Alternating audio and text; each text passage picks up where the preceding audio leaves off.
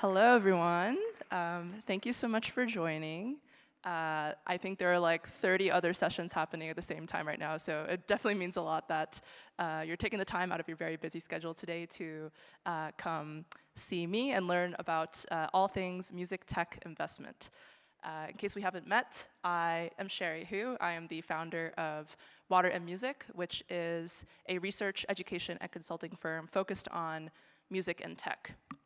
We have been active for just over 5 years now, and this presentation that you will see today is the culmination of research we've been doing on the music startup and music tech investment landscape since 2019, 2020, so from like pre and early COVID to the present day. In terms of the agenda for today, I'm going to start with some fundamentals in terms of how we define music tech, because it can be very broad and we have a very specific viewpoint on the market, which impacts how we size it and kind of how we synthesize what the main verticals are. And then, as the title of today's talk suggests, I will go through key music tech investment trends from the last several years, broken down by company stage. Because I think depending on whether you're looking at early stage music tech companies versus growth stage versus companies that are mature enough to exit for a really high price tag, it's a kind of very different lens in terms of what investors prioritize and what the business models look like that actually work and are appealing. And I guess as a verbal disclaimer, this presentation is not financial advice or investment advice. So to close out the presentation, rather than give like advice for founders or for industry pros, I have some kind of closing questions that will act as food for thought. I think the music tech landscape in many ways is at an inflection point right now, especially with technologies like AI, especially as the landscape becomes even more consolidated under the hands of a small number of major players. So I'll kind of close with some questions, and then as you heard in the voiceover, we should have some time for at least a few Slido questions towards the end, aiming for around 5 to 10 minutes of that. Before I move on, I would love to get a sense of who is in the room. Could you raise your hand if you are a founder? Okay. An investor? Okay, pretty equal amount. Music industry professional, so working at, okay, great. Any artists? A few? Okay, awesome. Very, very diverse group. Hopefully this presentation will have something practical or at least eye-opening and insightful no matter what background you're coming from. If you don't take anything away from today's presentation, I'm going to say this phrase many times throughout, is this notion that boring is back. What do I mean by that? So if you look back at kind of the recent history of music tech, so rewind to early COVID in kind of early 2020, I think the mindset back then was very much throwing everything at the wall and seeing what would stick, just because people really had no idea what this now fully digital music economy was going to look like, especially with live music out of the picture. There's a lot more experimentation around new monetization and fan engagement models for music. 2024 investment data flipped that script completely. In terms of the top categories, which I'll walk through later in this presentation, there's no more Web3, no more metaverse, no more kind of live streaming, social audio, and it went back to like quote unquote boring, but actually very core business functions of music, like rights management, like live music tech and ticketing, like collaboration between artists remotely. So this is the main theme. Again, I'll be kind of saying that many times throughout today, namely that boring is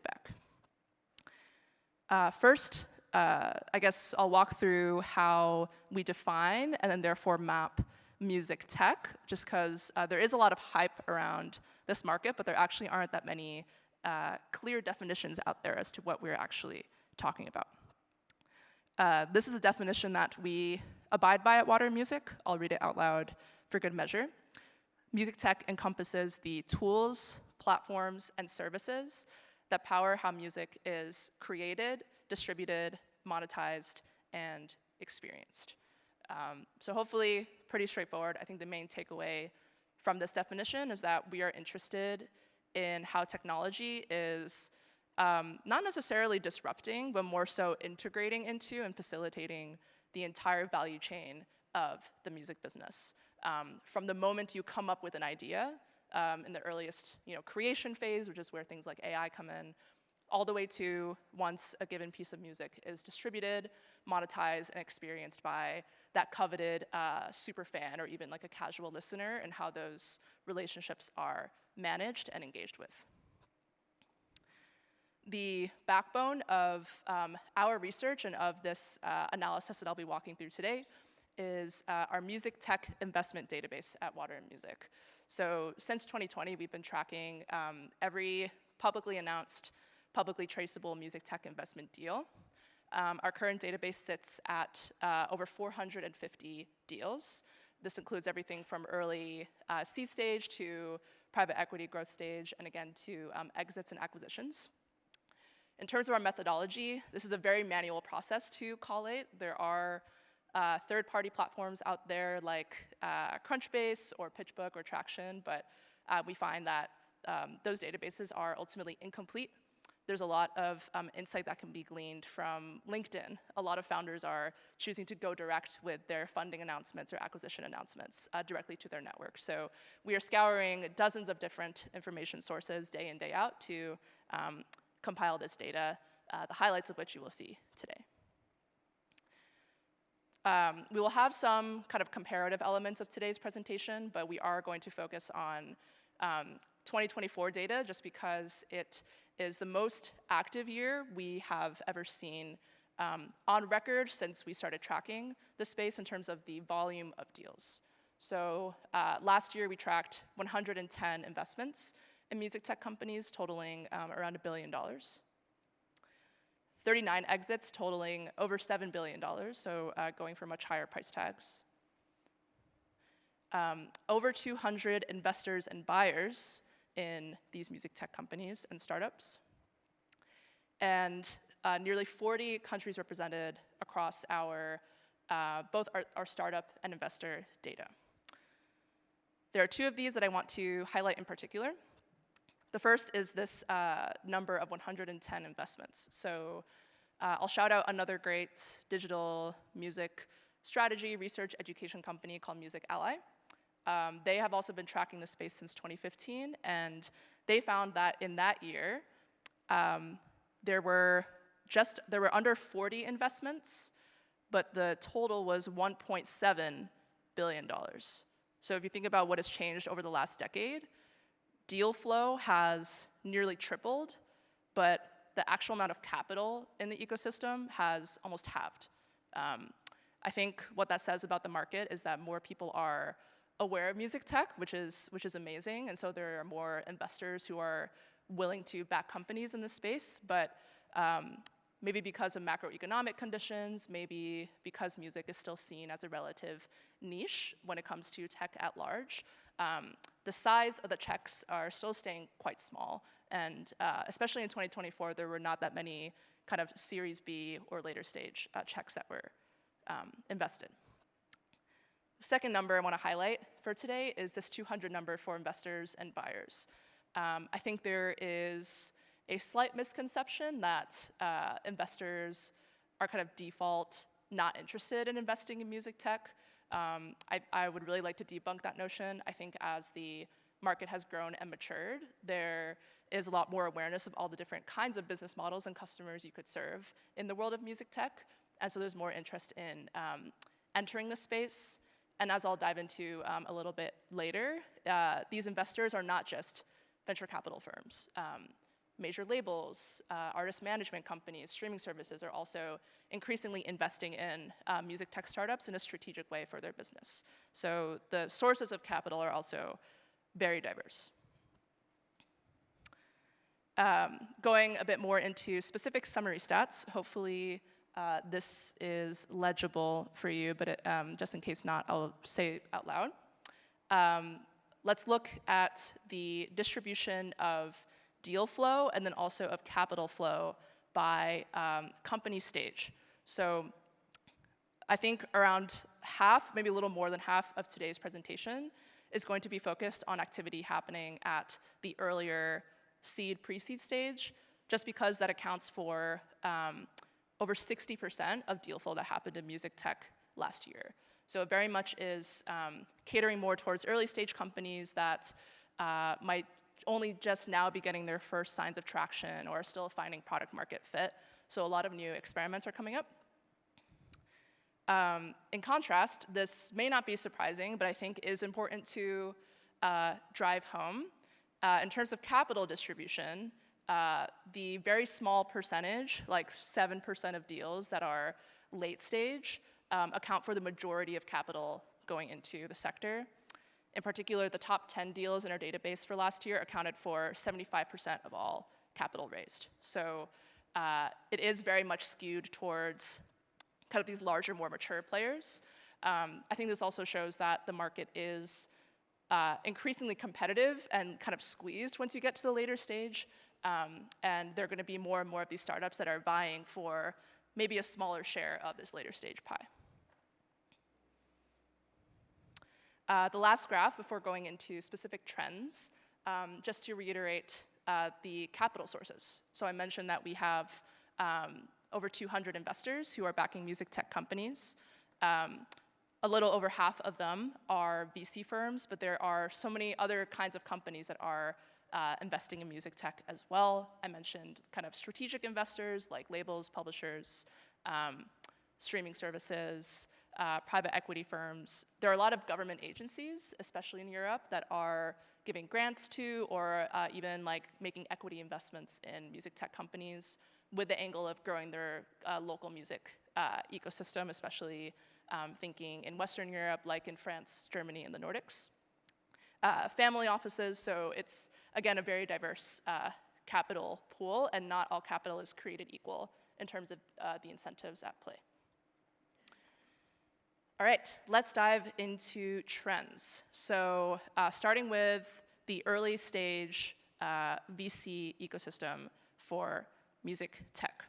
So as I showed in the last chart, there are just over 100 VC firms that backed music tech companies in 2024.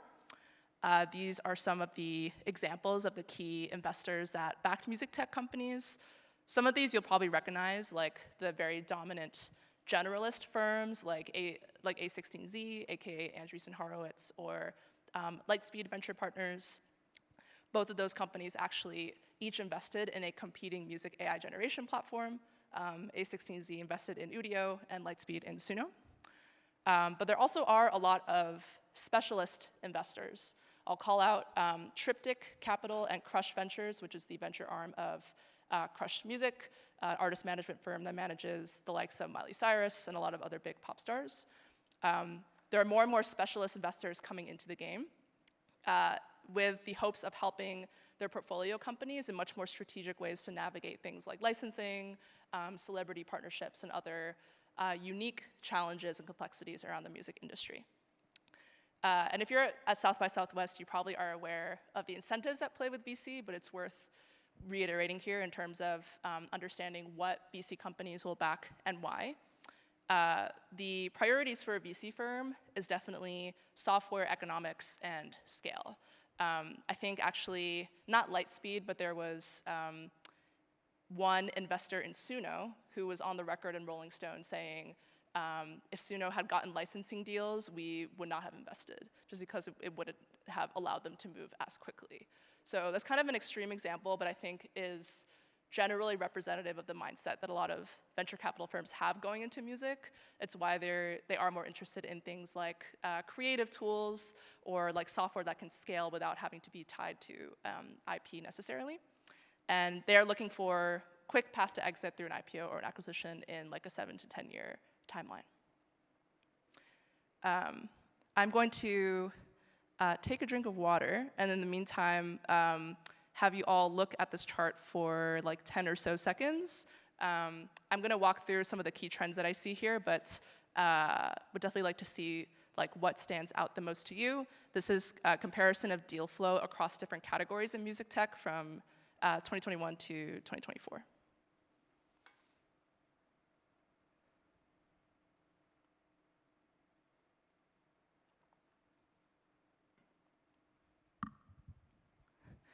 Okay, so in terms of kind of what the main trends are, again, I'm going to go back in recent history to look at what music tech investment was like around COVID times, so thinking 2020, early 2021.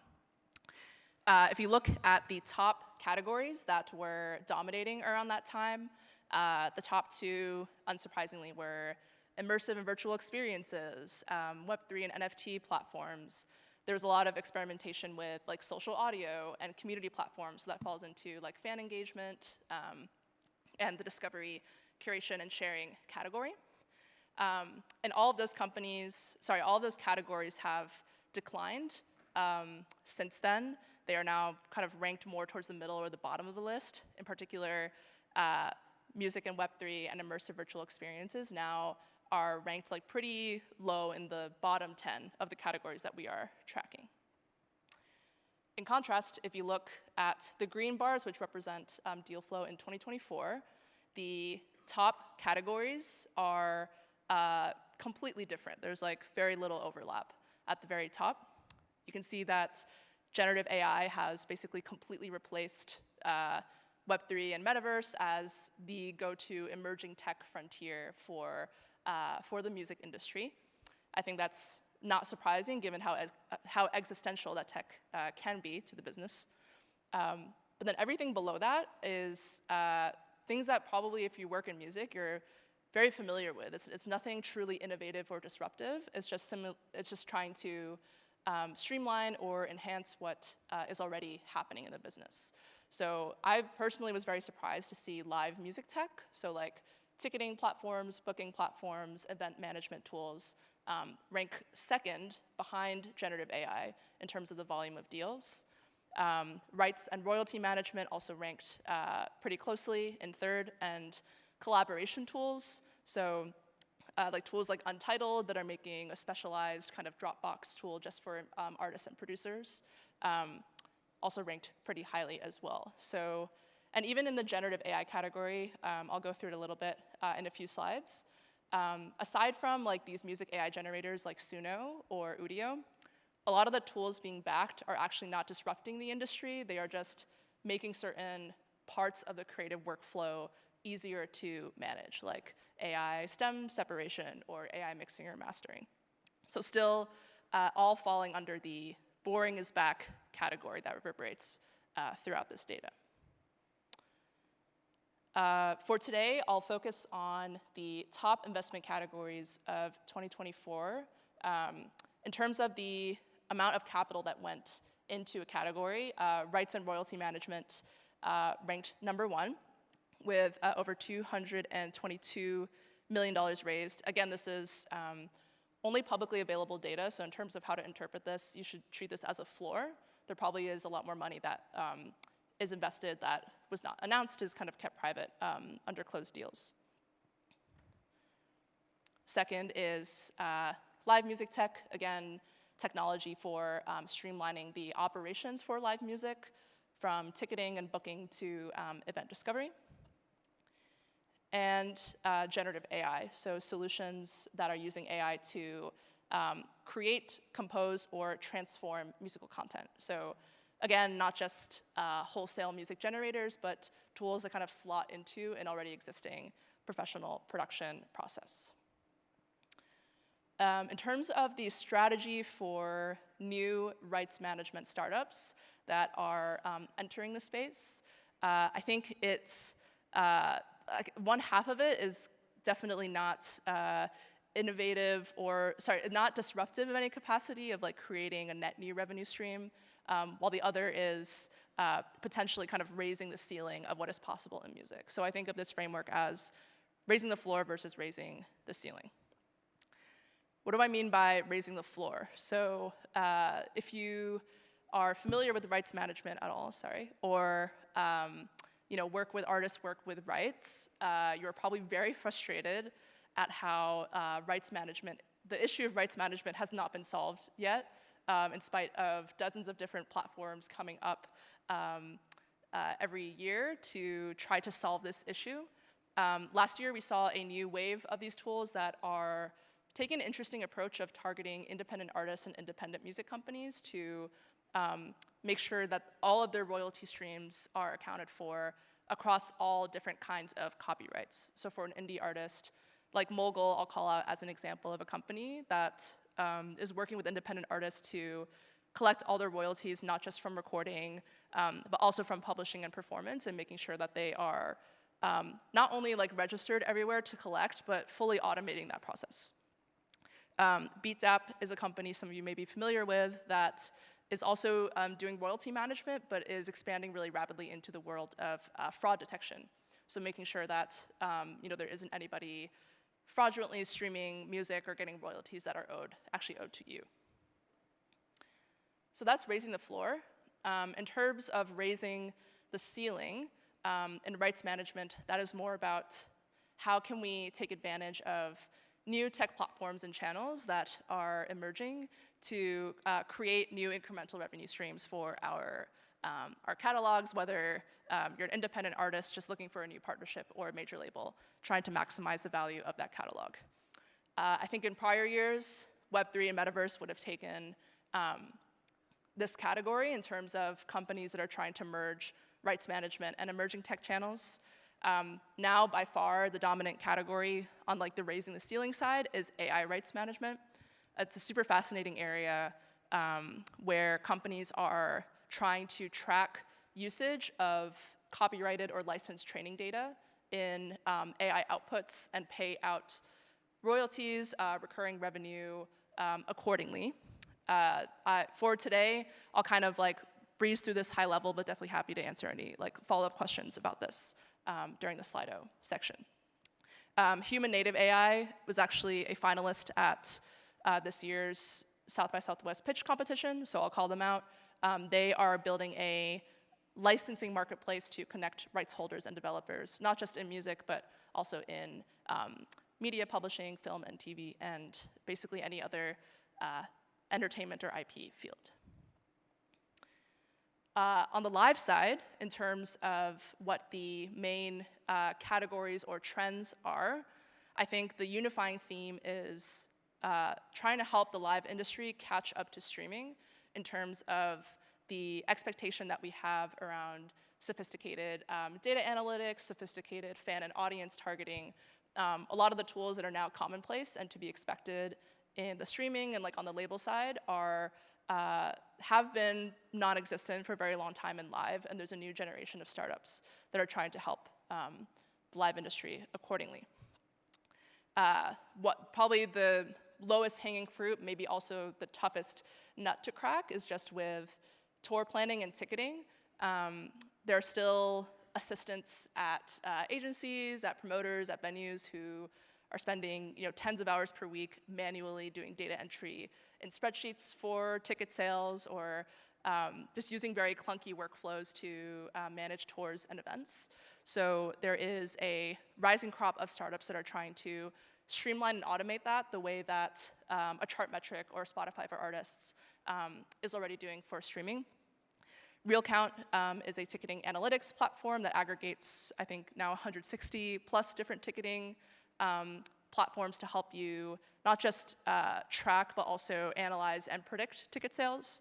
Eventric is a very popular kind of back-end tour management platform, trying to bring similar software to that side of the business. And then Gig Finesse is more focused on talent booking, especially with a long tail of artists and venues. Even though the ticketing industry is very consolidated still, especially with Live Nation and AEG owning so much of the market, interestingly, every year there are new ticketing platforms that are coming to market. And in 2024, I think the main theme among the startups that did raise in this category was seeing an unmet need, especially for more niche artists, venues, or scenes that have a specific way of communicating with their fans and audiences that isn't met by a more generalist incumbent. Billy and Posh are two of the main examples here, and Posh in particular is building in a lot of more sophisticated CRM functionality, like they have SMS marketing in addition to email marketing, et cetera. And lastly, for what I call immersive 2.0, so I mentioned that like Web3 and Metaverse are now kind of rank towards the bottom 10 in terms of categories for music tech investment. It doesn't mean they are completely gone. In our database, there was one live streaming platform that announced a funding round last year. They're called Condensed Live, and they raised a strategic round from BBC Ventures. And this was also the launch of BBC's investment arm. I think this partnership is a really good indication of where like the virtual concert live streaming world will go in the future, because it very much is about strategic integration with core business infrastructure rather than trying to create a whole new consumer app or like 3D experience from scratch.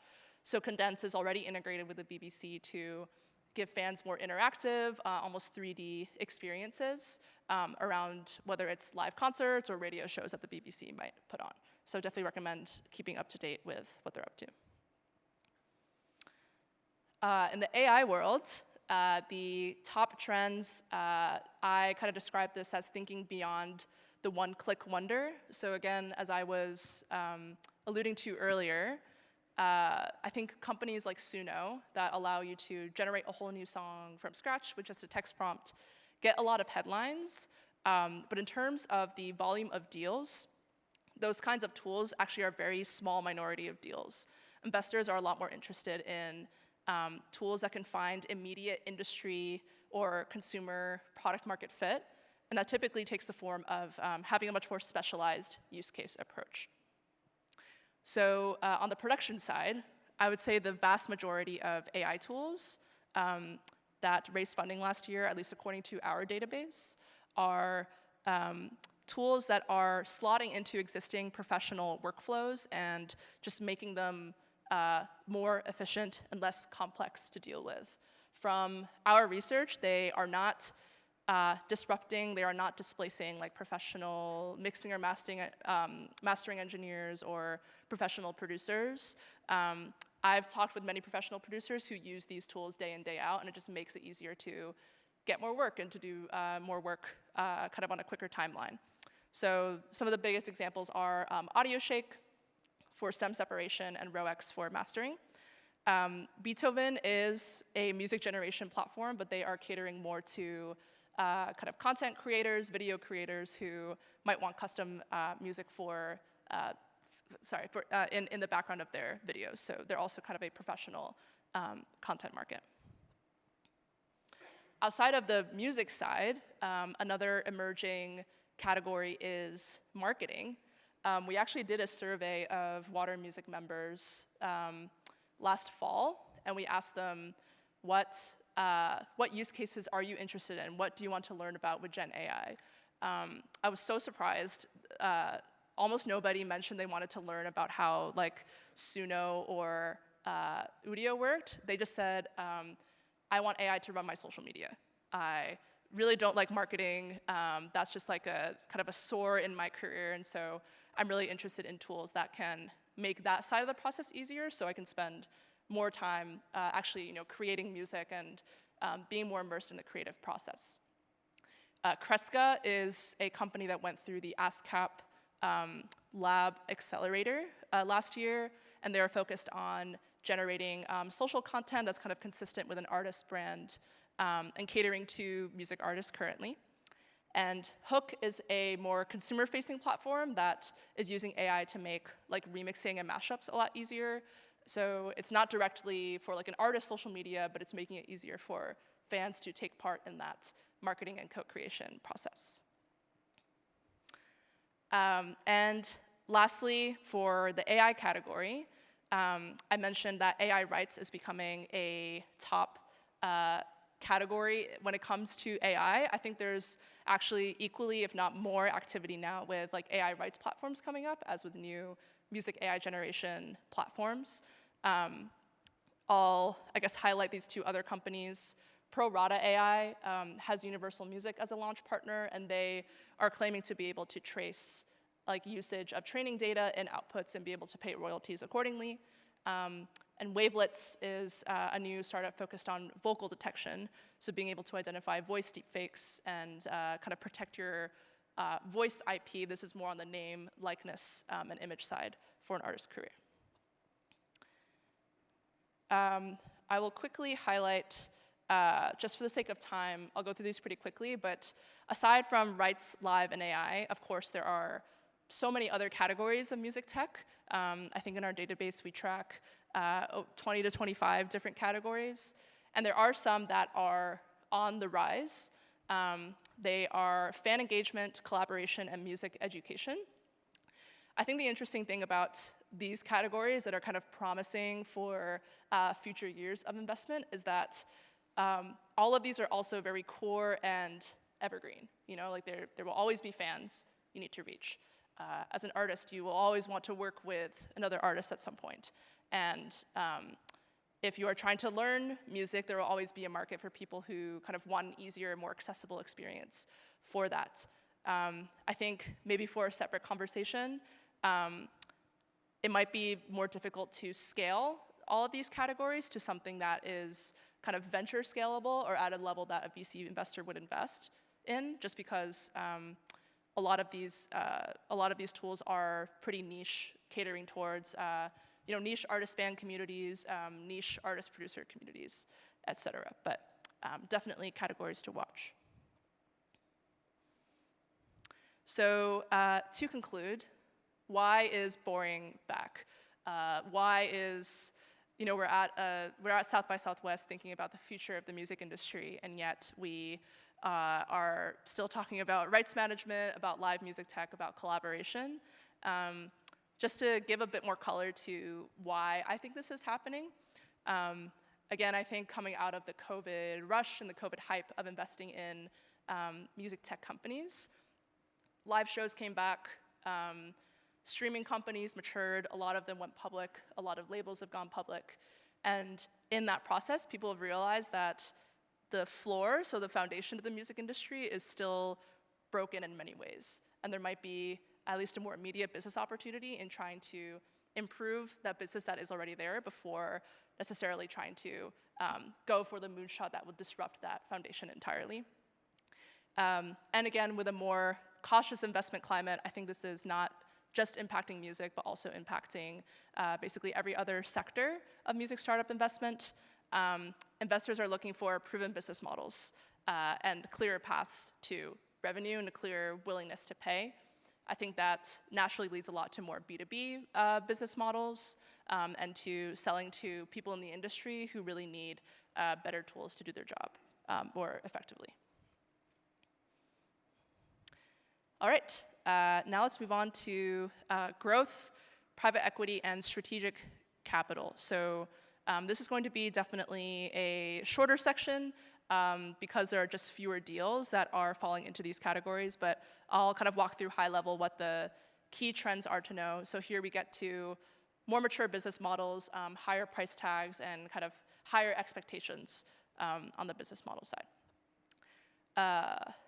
Oh, sorry, the left chart is overlapping a little bit, but just to revisit and recap, again, the top 10 deals accounted for 75% of all capital that went into music tech last year. So again, very, very top-heavy market, I think more so than in previous years.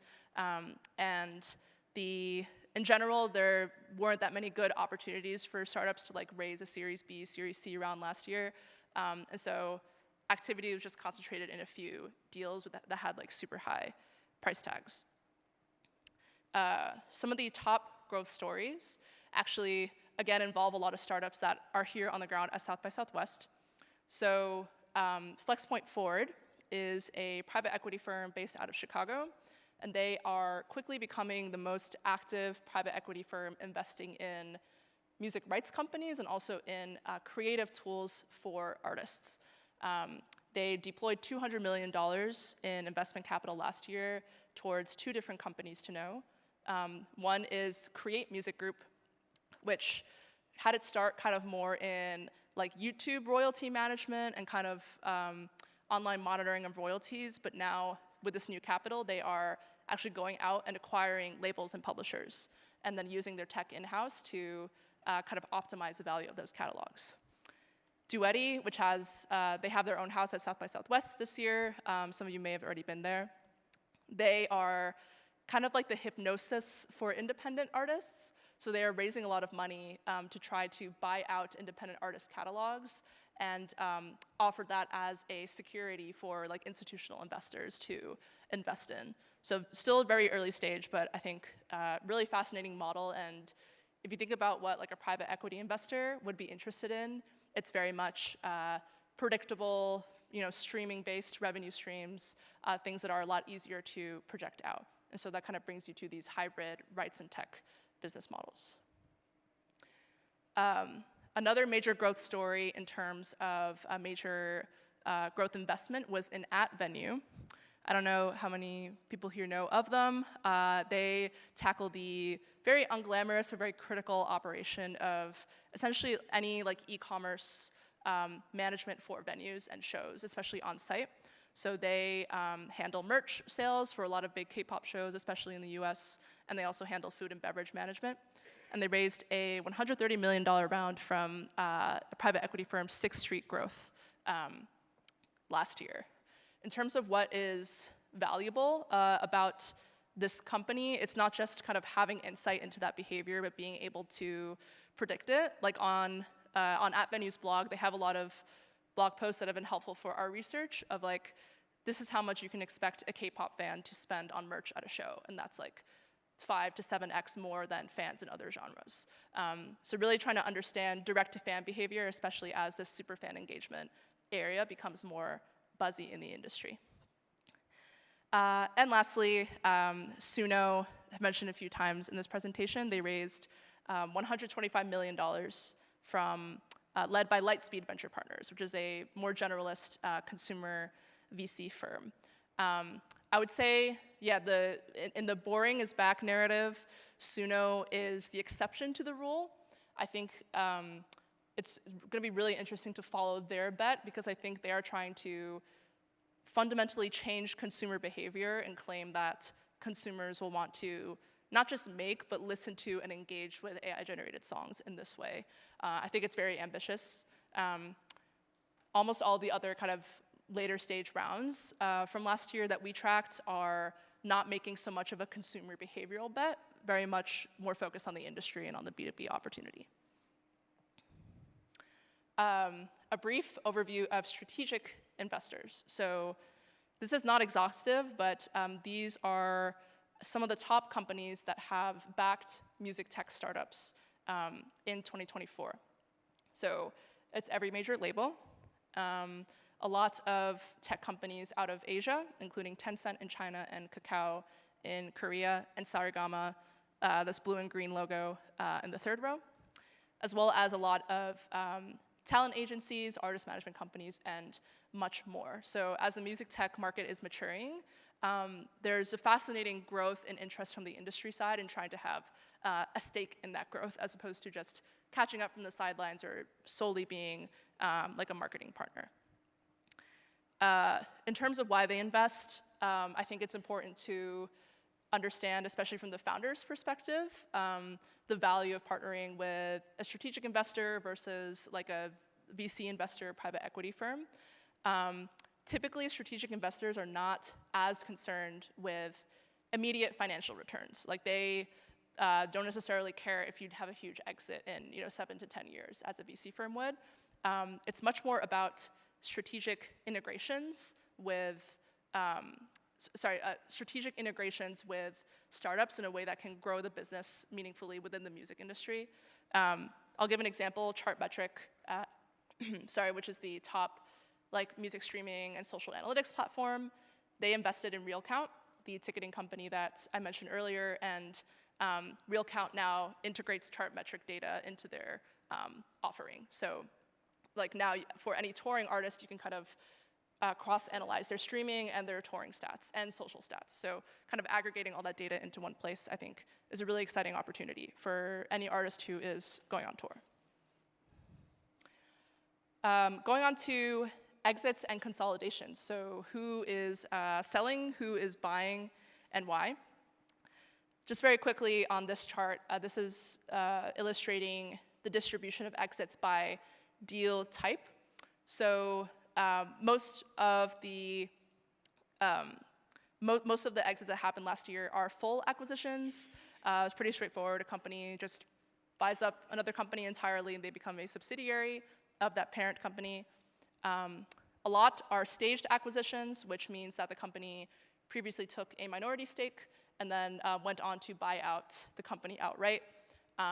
Universal Music Group's acquisition of Piaz, which was one of the biggest independent music players, is an example.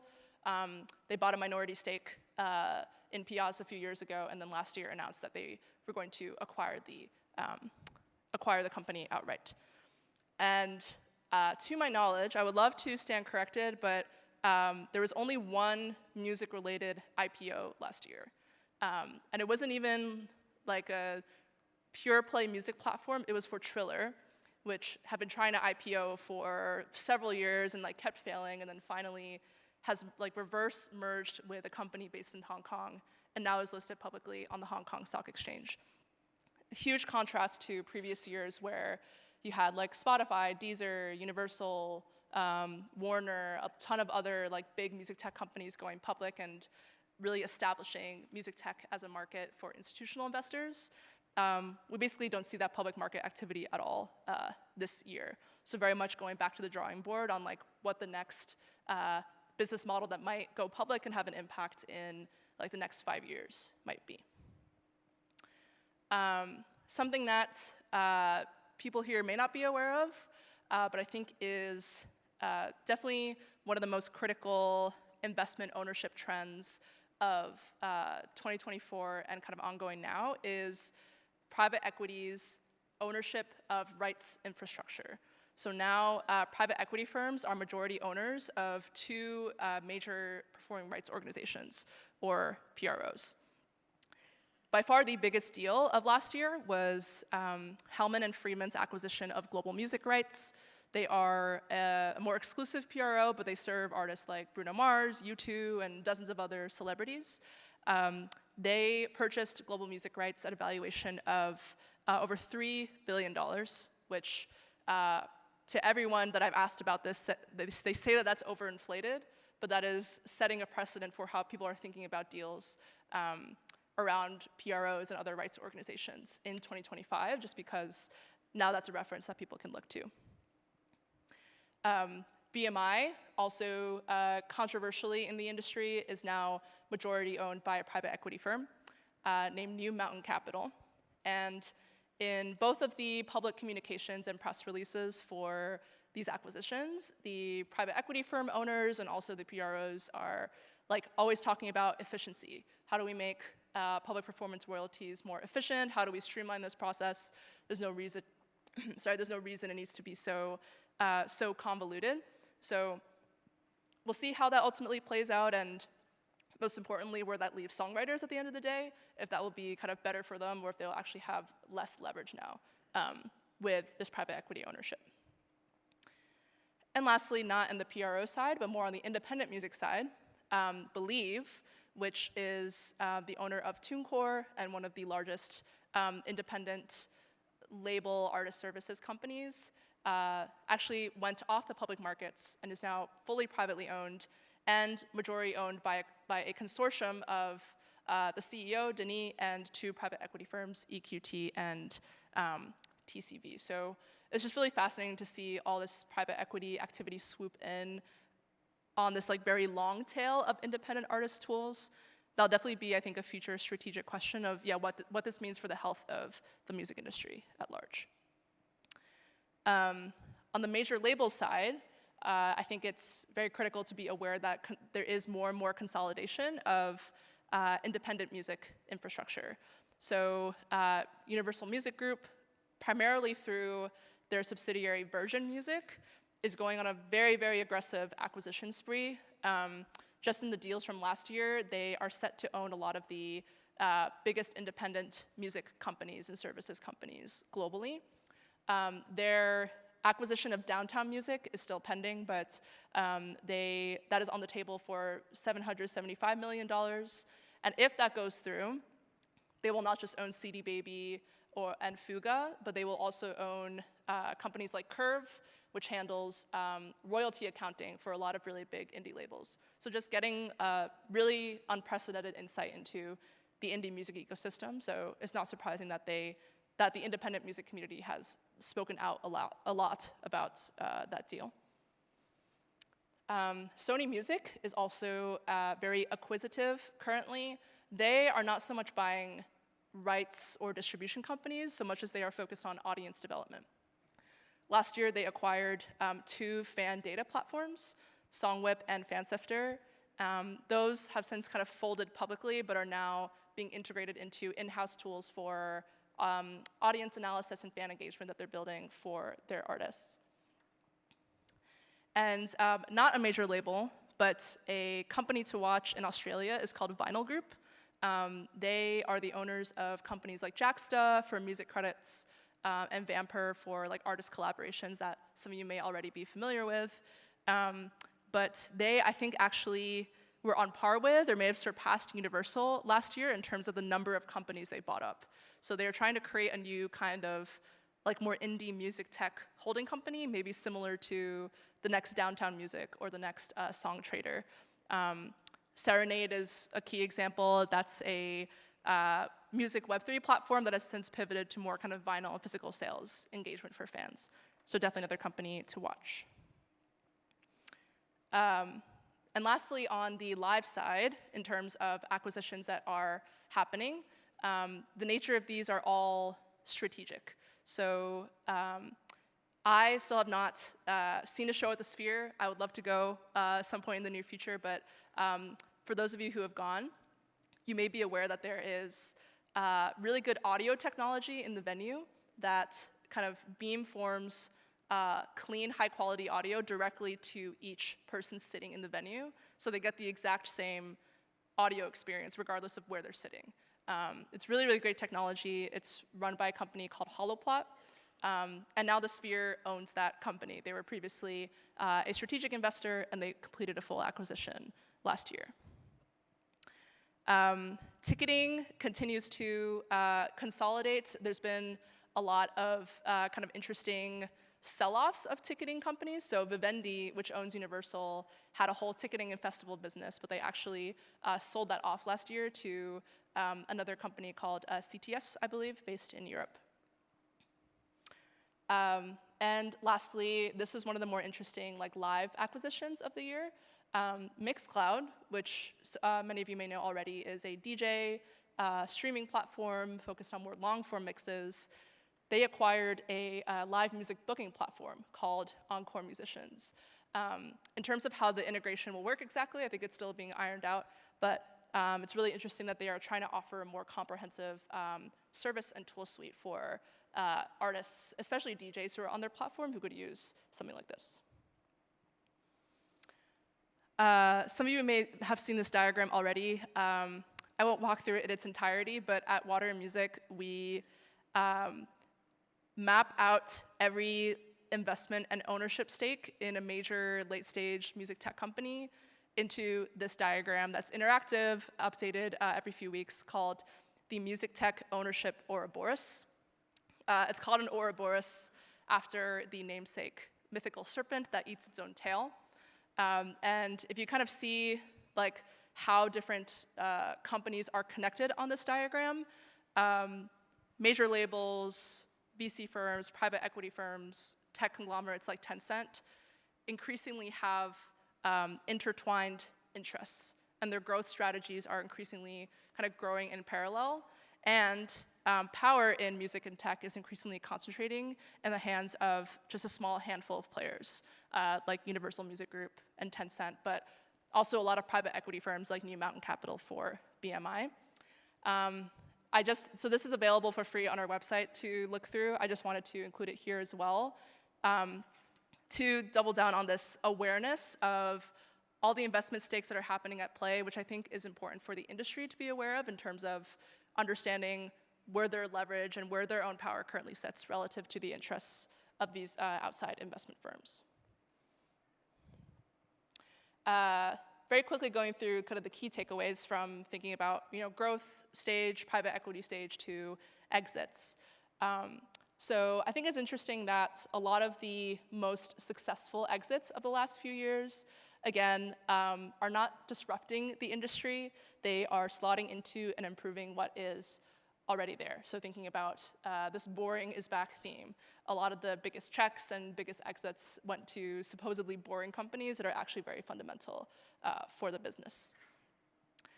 Major labels, especially UMG and Sony, are trying to gain more control over especially independent data distribution and marketing. I think their goal is to be fully vertically integrated, where even if you're an independent artist going through a indie distributor, quote unquote, you could be part of the universal ecosystem, for example, and then upstream to a traditional label deal with them. So yeah, it still remains to be seen if like regulators will step in and kind of stop that activity. And then in terms of what private equity firms are looking for and why they back music tech companies, very much is about stability. They are not touching, for example, like the AI rights side as much because that's too early. They want really proven, predictable business models. And that typically goes down to streaming economics and especially marrying sophisticated tech with rights management and building leverage in that way. Before I go on to kind of some closing questions, just another reminder that you can submit questions through the South by Southwest app. I will be going through questions in order of which ones were most upvoted. So definitely encourage you to go into the app, submit a question if you haven't already, and especially engage with other questions, just so that I can have a more curated view of what is most top of mind for this audience. So in terms of closing food for thought, just to be aware of deals to watch this year. So there are a lot of already very well-capitalized companies that are either planning to raise more money to buy other companies or are planning to go public. The ones that we are watching in particular are 1RPM. They're a indie distributor and label services company with especially great market share in Latin America. And they're raising, I think, over $100 million to kind of acquire other distributors and build their own kind of holding company for those kinds of services. Yamaha just launched a music tech investment fund based in the Bay Area, which will be really interesting to follow. They just launched that in December. Dice and SoundCloud, again, very on theme with the kind of boring or non-disruptive is back. Dice, a ticketing platform, has been exploring a sale for a very long time, and same with SoundCloud, one of the kind of longest-standing music streaming community platforms.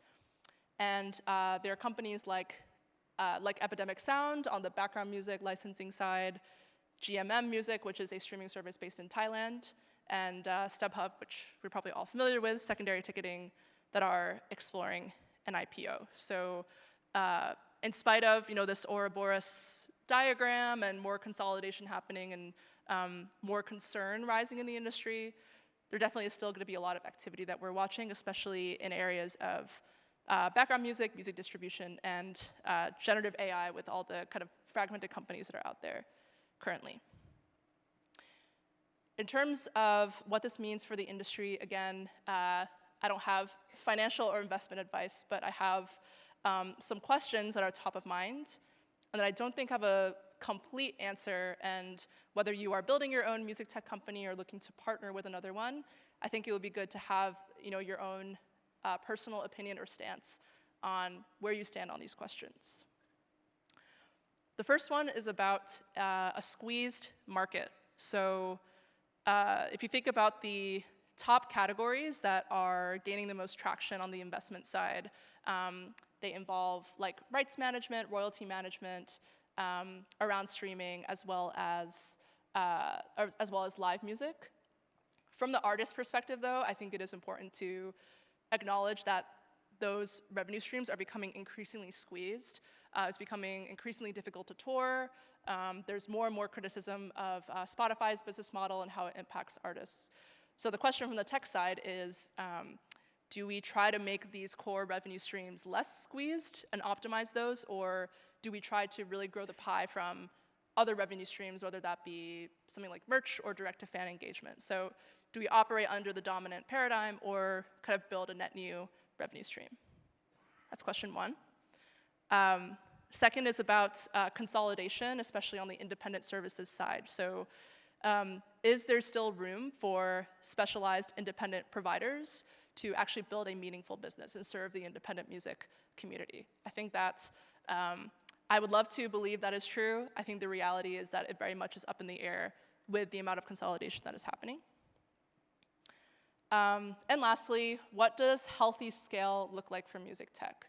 I think a lot of the companies that we walk through today might not be VC scalable, and I think that's a good thing. Like, you don't need to necessarily attract VC investment to build a very healthy, sustainable, profitable business, especially if you're serving a more B2B music industry niche.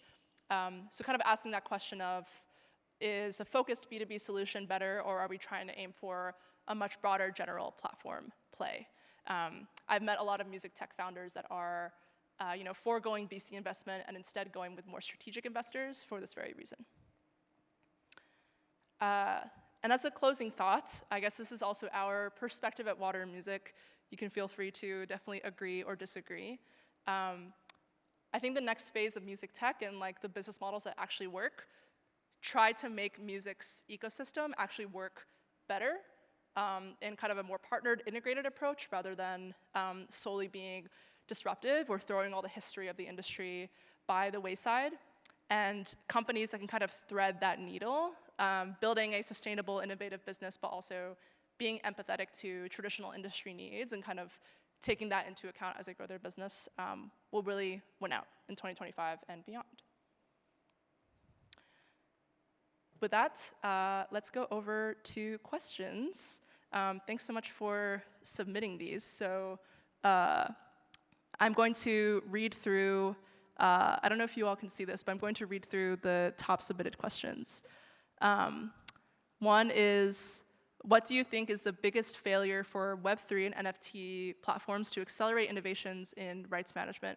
Is it lack of continued investment or an inherent flaw? Very big question. I think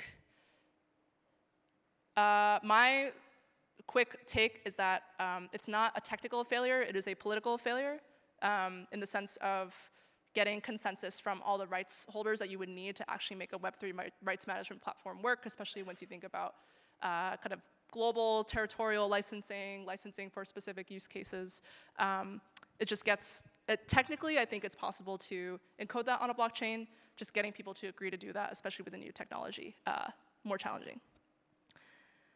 Can you touch on the topic of coalition loyalty and reward tech as an investment focus?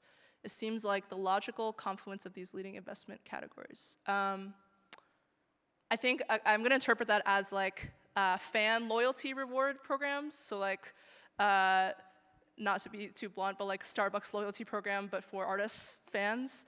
I think it's definitely interesting. I think the main issue I see with that is potentially pigeonholing like what fandom is the most valuable into just one set of behaviors. I think a lot of these platforms eventually only point to the fans who pay the most as the ones that artists need to speak to the most. When in reality, especially thinking like globally, there's so many markets where people can't afford to engage financially in that way, but are like streaming on YouTube, streaming on Spotify all the time. So what are ways to kind of slot into different kinds of fan behavior is interesting to me. Last question. Are there newcomers in the music analytics field other than Chartmetric? Do you think it's going to be a major area of investment in the near future? Definitely. I would go back to Mogul, which is kind of rights management and collection for artists, but I think they also double as an analytics platform, so understanding the value of your IP in royalty terms across all revenue streams. There are, I know in part because of music industry layoffs, there are a lot of free agents now that are building kind of custom B2B solutions around data for indie labels and artist managers. So there definitely is a market there for anyone who's interested in exploring that. Cool, okay, I think we are at time, but I don't know if, definitely feel free to like go off to your next thing. I'm gonna go go back, but also hang around a little bit in the room after if anyone wants to, if you want to introduce yourself or ask me a question that we didn't get to here. Definitely happy to chat. Thank you so much.